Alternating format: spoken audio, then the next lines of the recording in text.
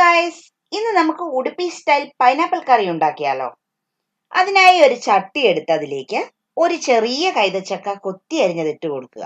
ശേഷം അതിലേക്ക് ഒരു വലിയ പച്ചമുളക്, 1/4 മുതൽ അര ടീസ്പൂൺ മഞ്ഞൾപ്പൊടി, ആവശ്യത്തിനുള്ള ഉപ്പ്, കുറച്ച് ശർക്കര. കൈതച്ചക്കയുടെ മധുരം അനുസരിച്ച് ഇത് കൂടുകയോ കുറയുകയോ ആവാം. ഈ കറിക്ക് മധുരം കുറച്ച് മുന്നിൽ നിൽക്കണം. ശേഷം കറിക്ക് ആവശ്യത്തിനുള്ള വെള്ളം ഒഴിച്ചു കൊടുത്ത് അടച്ചു വെച്ച് കൈതച്ചക്ക നല്ലപോലെ വേവുന്നിടം വരെ വേവിച്ചെടുക്കണം. കൈതച്ചക്ക വേവുമ്പോഴേക്കും നമുക്ക് അരപ്പിനുള്ളതൊക്കെ ഒന്ന് തയ്യാറാക്കിയെടുക്കാം. അതിനായി ഒരു പാൻ എടുത്ത് അടുപ്പത്ത് വെച്ച് അതിലേക്ക് 1 ടേബിൾ സ്പൂൺ എള്ളിട്ട് കൊടുത്ത് നല്ലപോലെ വറുത്ത് മാറ്റി വെക്കാം.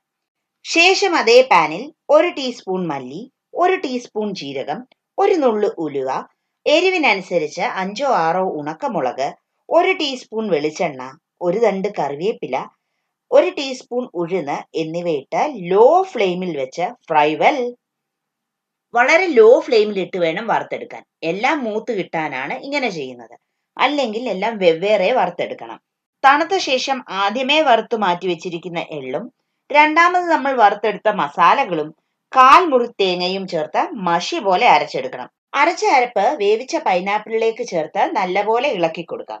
കറി നല്ലപോലെ തിളച്ച ശേഷം ഉപ്പും എരിവും ഒക്കെ ഒന്ന് നോക്കി അഡ്ജസ്റ്റ് ചെയ്ത് ഇനി ഇതിലേക്ക് നമുക്കൊരു തടുക്ക ഇട്ട് കൊടുക്കാം. തടുക്ക ഇടാനായി ഒരു പാൻ എടുത്ത് അടുപ്പത്ത് വെച്ച് അതിലേക്ക് 1 ടേബിൾ സ്പൂൺ വെളിച്ചെണ്ണ ഒഴിച്ച് എണ്ണയൊന്ന് ചൂടാകുമ്പോൾ 1 ടീസ്പൂൺ കടുക് ഇട്ടൊന്ന് പൊട്ടിച്ചു കൊടുക്കാം. ശേഷം അതിലേക്ക് 1 തണ്ട് കറിവേപ്പില കൂടി ഇട്ട് നല്ലപോലെ മൂപ്പിച്ച് കറിയിലേക്ക് ഒഴിച്ചു കൊടുക്കാം. ദാ നമ്മളുടെ ഉടുപ്പി സ്റ്റൈൽ പൈനാപ്പിൾ കറി റെഡിയായി.